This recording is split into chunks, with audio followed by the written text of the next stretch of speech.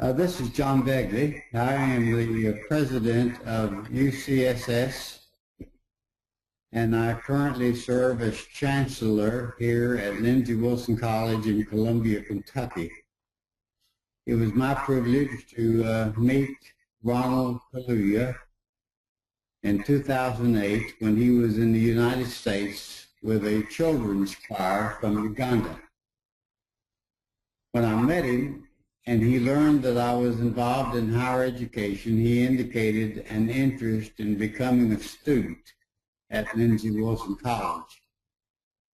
I worked it out for him to come to Lindsey Wilson College on a full ride, which is full room, board, and tuition. Ronald, unlike many international students, has always made it clear that his goal was to return to his home country and to help assure a better life for the people in Uganda. Little did I know then, I'm not even sure he knew then, that he would create and become the founder of UCSS, which means founder of a ministry in his home country called the Uganda Counseling and Support Services Ministry. But he has done that, and he has performed what I call a miracle in his country. Let me also introduce, while I'm at it, Michael Blank. Michael is a member of the board of UCSS, and he too, like I, met Ronald back in 2008.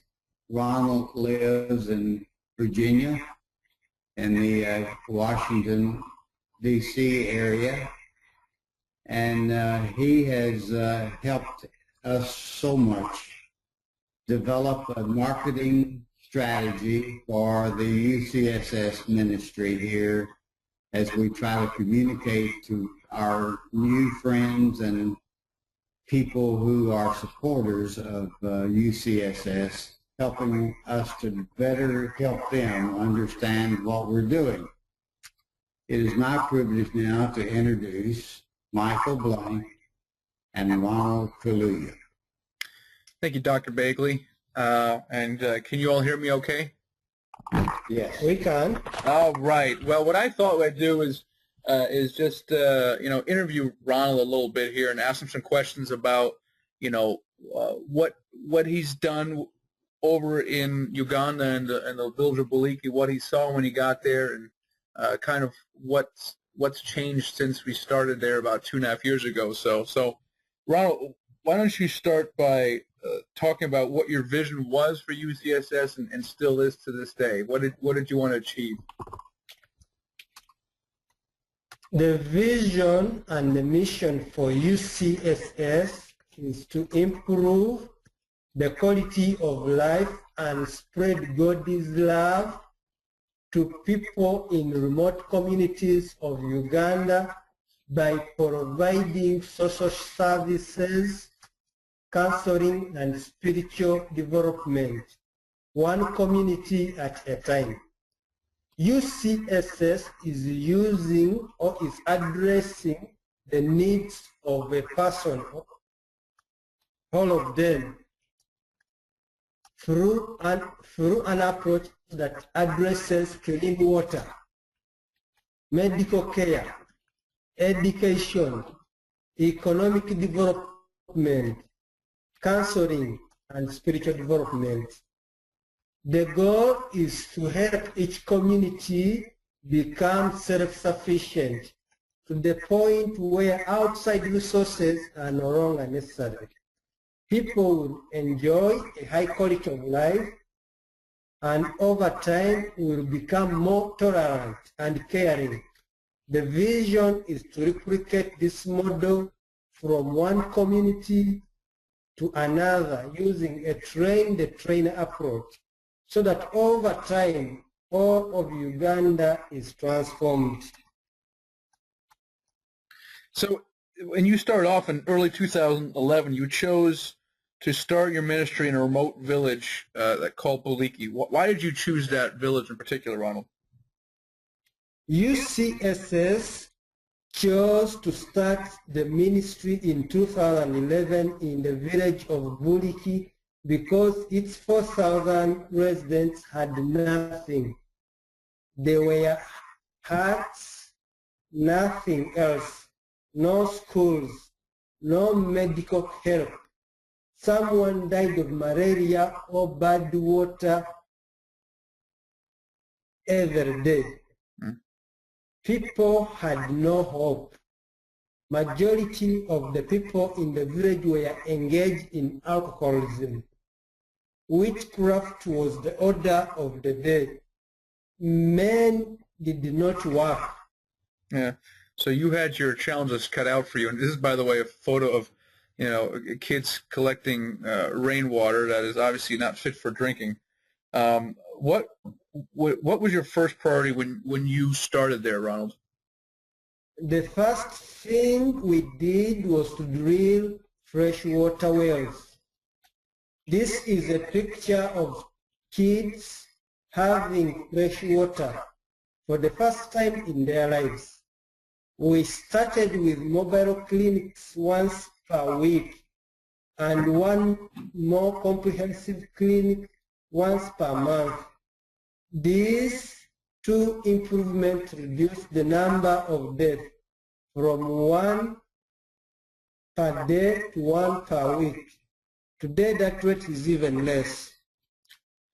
Yeah, that's just incredible. So what you're saying is when you first got there, it felt like someone was dying every single day, and now it's down to 1 a week or maybe even less. Yes, please. Yeah, that's amazing. And I think you said that the freshwater malaria was the #1 cause of death in the village. Exactly. Yeah.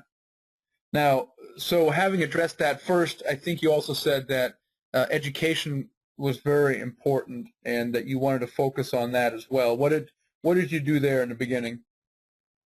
Before we got there, 15% of the children of Bulika would walk 5 to 12 miles to the closest school. But this journey was very dangerous because of frequent kidnaps by witch doctors for child sacrifice. Parents saw no value in education and made their children work at home. When we started, we built a semi-permanent schoolhouse for the young kids, followed by now 2 additional permanent school buildings that accommodate 550 children from preschool all the way to 6th grade. Today, about 60% of the children can read. Adult classes improve the parents' literacy from 5 to about 40%. So that's incredible. First thing I'm hearing is that it went from basically 0 kids or just a little bit more to 550 kids that you have in school now, and going from 10-15% to a majority of the kids can now read. That's just incredible. Exactly. God has been so good. Yeah, no question, no question. I mean, as Dr. Bagel said, it's I would say more like a major miracle. Now, you said earlier self-sufficiency is a core focus for UCSS in Uganda, and that you just don't want to give handouts to villagers, but you want to help them, train them, become self-sufficient over time. What have you done kind of along those lines? We bought land and started a model farm to teach people in Buliki how to grow crops. We started economic development groups who raise piglets and grow crops. We received a tractor that is allowing us to do in 1 week what used to take 5 months by hand. We now have over 50 acres that we are farming. These activities produce food and income for the families, and the excess is sold and the proceeds are reinvested. Yeah, that's incredible, Ronald. And I think the last part of the ministry that you always felt was very important, and I underestimated a little bit in the beginning, was really the evangelism and the counseling, and that really has made a tremendous impact on the mindsets and the lives of the people. Can you talk a little bit more about why that was so important and continues to be important? The dominant religion in the region was witchcraft. The community feared witch doctors because they could curse people if they did not seek them out for cure and pay for their services. Animal and even child sacrifices were common. UCSS introduced the love of Jesus Christ to the people of Buliki through evangelism and counseling. Evangelism has transformed the village in significant ways. For example, domestic violence is now less common. People who have been at war with each other for years are now working together in the church and on the farm. Teachers no longer view corporal punishment as their only option. Kindness has begun to crop up in the community. Before, 50% of the families were involved in the production of alcohol, and alcoholism was rampant. Men would wake up in the morning to start drinking. To produce alcohol, they would sell part of their land, even their wife's dresses. Through evangelism and counseling, there has been a 50% reduction in alcoholism. Many of the men have shifted from producing and consuming alcohol to pursuing economic activities like raising piglets and cropping, allowing them to adequately provide for their families for the first time. Yeah, so clearly changing the mindset of the people and through evangelism and counseling has made a huge difference. Exactly. Now, do you have a success story that you want to share with everyone here? Yes, Mike. Let me share with you the story of Margarita. Margarita has been married for 10 years. She had a dream of growing up one day to find a husband who would treat her with love and respect. She dreamt of a family and a home which was stable. She did eventually get married, but it was more of a nightmare than a dream. Due to her constant drinking, her husband was frustrated that he was not able to provide for a family. This frustration resulted into hunger and violence against the family. After UCSS began working in the family, things changed slowly. They accepted Jesus Christ and started participating in the church and family counseling. They started rearing pigs and growing oranges. They learned how to increase their yield of corn, potatoes, pinto beans, so that they can provide for their family.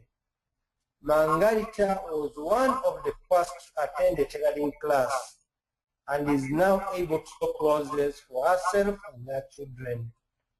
Now her children do not have to go to school with torn clothes. She sells some of the produce from the farm to buy fabric or for clothes so that she can sell for her income. She boasts that her children are the smartest in the village. In addition, her husband supports her tailoring work and himself becomes very productive in the community. These stories are just a reflection of the many women whose lives have been transformed, and now they held their heads high, confident, because they have a purpose in life. Right. Now, it's a great story because it reflects kind of the impact that UCS is having on, a person's life, and all the things that you're doing kind of factor into that. The fresh water, the medical help, things that we take for granted, and the training for the tailoring, and I think you even provided a microfinance loan for this that she's paying back, and just having an impact on her and her family, and ultimately the entire village. Yes, please. So Ronnie wanted to show a video that he showed at the board meeting a couple weeks ago, which I thought was fabulous. So I'm going to see if we can show this to you. 2013 has truly been a very amazing year. It has been an exceptional year.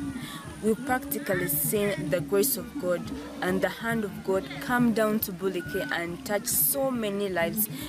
In March, we hold a mega crusade and seminar, which led to over 1,000 members giving their life to Christ. And later this resulted into the planting of 2 churches at Nabiski and at Bukobo. Under animal rearing, we gave out piglets to group members. The arrangement is that they would look after those ones which we gave them collectively, and after they produce, they give to those members who did not get in the first place. By the end of 2013, many of the group members have received piglets.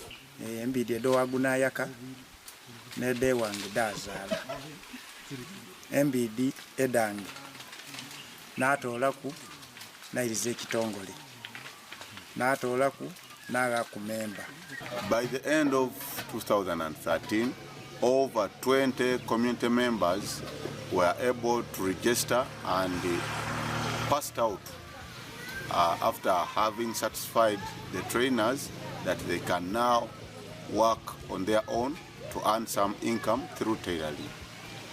Amani wange alina abakyala 7 nalinga tina buyambi maka muno nga tikafuna buyambi okuva yali n'abaana bange nga ndina abaana 4 aye nga ntuusa awakoma nagema abaana bange ababana n'abasiba najja nabo mumaka aga muzeeyi wange anzaala n'atyama eyo yonna banempulirira omulanga ogwa Uganda Counseling and Support Services. Yatandika na kusomesa Bible study. Wetuba mu kwega Bible study omwo mwetwawulira n'okwega okutunga nti kujja kubaayo. Twajja twatandika omwezi ogwokubiri enako nga 6 twatandika okwega okutunga. Katonda yangemera kunafuna ekyalaani. Nsobola okwemerezaawo famire yange gye ndinayo. Nabanga nsobola okugulako obuntu obutonotono bwemba tinsoboire. Nsobola okugula ng'omuunu, sabuni, mafuta, sukaali. Nabanga ndikubeesaawo abaana bange mu nkuloti neyo n'ebivwalo. We were able to construct a poultry house, and we were also blessed in the same year to have received an incubation machine with a capacity of 45 eggs. The previous year, 2013, it has been a wonderful year, especially when we got this NGO called Uganda Counseling and Support Services. It brought us a tractor, which tractor has helped us to grow from small scale to large scale. I myself have been able to grow 10 acres of rice. previously, which I could not do when the tractor was not there. In the future, I have that land which can grow even 20 acres. In 2013, God provided us with a mission house. Dulike being located far away and in a remote area, the mission house can be able to accommodate over 20 people in one place, and this actually become a meeting place for all the leaders and for all the visitors and for everybody who has come in to see what Uganda Counseling and Support Services is doing by the grace of God and through your support.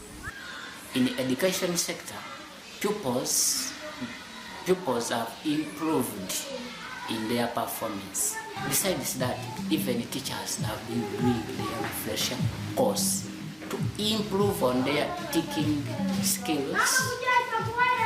And the biggest of all, we have got 2 permanent classrooms with 2 permanent offices. Adults have been taught how to read and how to write, so people can read the Bible. On top of that, mental health facilitation has been taught. Endwaidwaire ningi mu bantu nga tetusumbuwa aye tugire tambulanga nga tukola mu balwaire abo aye nga buli batusindika tusobola okukola ku bantu 200 oba 3 aye twebaza Katonda atuwaire ekyamagero endwaire dakendera ku muki mu bantu kale nebaza Katonda olw'ekirabo ekyatuwa era yatuwa n'eddwaliro omwaka guno nga tutukakola ki tukadaga kutambula lero tujja kwidandabiranga balala awo. In your sanctuary there is healing for the nations. Everyone who comes to you shall never thirst again. In your sanctuary there is hope for everyone. I will come into your chambers to present my sacrifice. Ronald, you can still hear me? I can hear you. All right. Yeah, so it's amazing to see those pictures, and the school buildings and the medical clinics, and just the infrastructure that's there, and how people are living now so different than before, and it really is incredible. So I mean, I continue to be impressed, what the difference that UCSS has made in this village. But it's not all roses either, and you have your challenges. Can you talk a little bit more about some of those challenges and goals kind of for the next year? Our top priority is to help Vuliki achieve its self-sufficiency so that we can reduce our investment and repeat the process in the second village. Our biggest challenge last year was the lack of irrigation. The dry weather did not give us the harvest we hoped for, and we cannot depend on weather to achieve self-sufficiency. We must irrigate. We have a pledge from a donor to purchase a mobile irrigation system, which we are very excited about. The second priority is to build the last classroom building and to replace the first semi-permanent building that we built. We estimate this cost to be $20,000 US, and we must also staff the medical building, and which we have just finished, with 2 full-time nurses. At that point, the government will subsidize the operational costs of running the school and the medical clinic. We are so very grateful for all the support and help that we receive from you, our friends and donors. Why don't we finish up the webinar then? I think before we, I think Dr. Bagel would like to say a few closing remarks. Before we do that, if you have any questions, please go to the website, which is ugandacss.org, and in particular check out the video on the homepage of that. It's this video that you just saw, if that didn't come through all the way. And if you have any other questions, please contact me. My email address and number are on the screen right now, and I'd be happy to take any questions that you have while Ronnie is out of the country. All right. Well, first of all, I wanted to express appreciation to you, Michael, for being the instrument behind this webinar. It's a great opportunity for us to talk about UCSS. Let me tell you a little bit about Michael Blank. Michael is another person who met Ronald in 2008 when Ronald was in the States with the children's choir. Michael is from the Virginia area, close to Washington, D.C. in Arlington, and he is a member of the board of UCSS and has been very instrumental in helping us with our marketing program. And so we're grateful to you for the contribution you're making to UCSS and our ministry. But let me say a profound appreciation to those of you who agreed to participate in an opportunity for us to share with you the work we're doing, and to encourage you to consider becoming not just a friend, but a supporting friend. Our opportunities are many, and we are looking for new friends and funds to help undergird the ministry we're doing. We have a great need for ongoing annual support, and many of our donors are recognizing the value of making monthly gifts, and we, of course, welcome those. In addition to that, we have some projects that we'd like to see completed. We have construction work underway right now, and you may be able to talk with people in your church or civic organizations and ask them for at least a one-time gift of $50 or $100 or $5,000 to help us do our work. I know of no investment where you get bigger bang for the buck than an investment in the work that Ronald is doing in Uganda. And I want to express profound appreciation for considering the work as something that you can be supportive of. Thank you so very much, and my appreciation goes out to you. Thank you.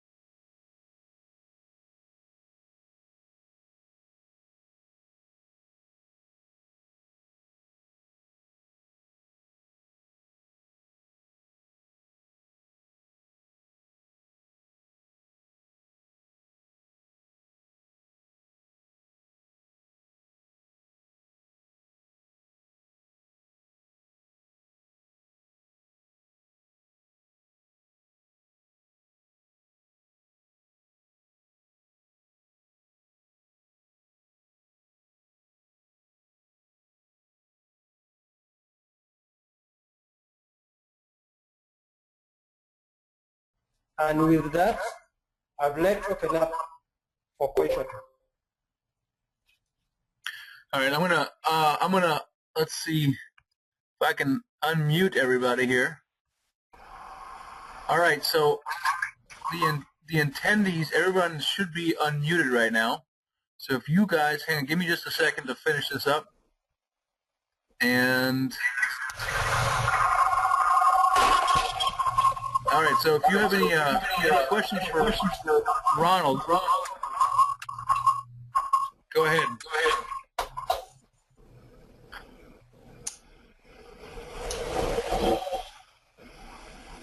Well, for first off,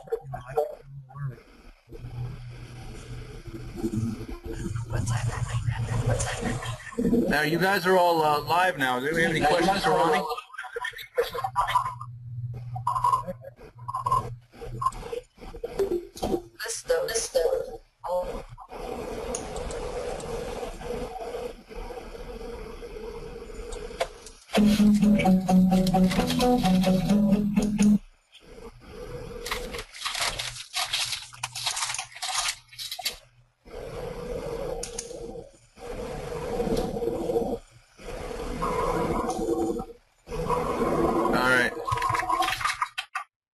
All right, so I'm not getting any questions from anybody.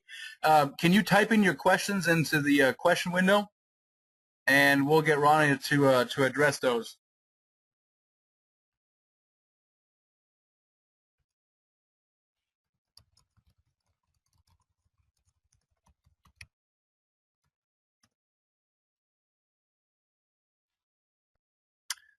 Derek, I am seeing what you're writing. Yeah, so ask away.